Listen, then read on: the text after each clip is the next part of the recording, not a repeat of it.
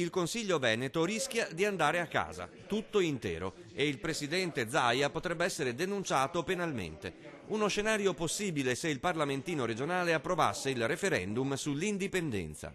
Perché l'indipendenza non è prevista dalla Costituzione e quindi diventa un atto contro la Costituzione, e questa è una fattispecie per cui l'articolo 126 della Costituzione prevede che il Presidente della Repubblica possa sciogliere il Consiglio regionale. Se magari nel frattempo il Presidente della Regione indicesse il referendum, a questo punto lui rischia di essere anche incriminato per uno dei reati del titolo primo del Codice Penale, che parla della lesione della personalità dello Stato. Questo l'articolo della Costituzione italiana, il 126, primo comma, a cui fa riferimento il professor Antonini.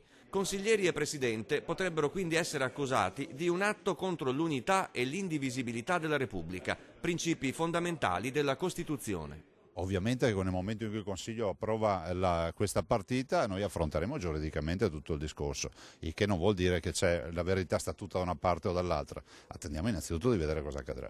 Per evitare tutto questo, il professor Antonini suggerisce un'alternativa pratica e una politica. Io credo che i tempi siano maturi per chiedere questa autonomia speciale per il Veneto. Però, continua il docente, Venezia deve fare presto a chiedere lo statuto speciale perché venga inserito dal governo nella riforma Renzi. Mal che vada, il Veneto potrebbe sfruttare ciò che invece permette l'articolo 132 della Costituzione, la fusione tra regioni, per esempio con il Trentino Alto Adige.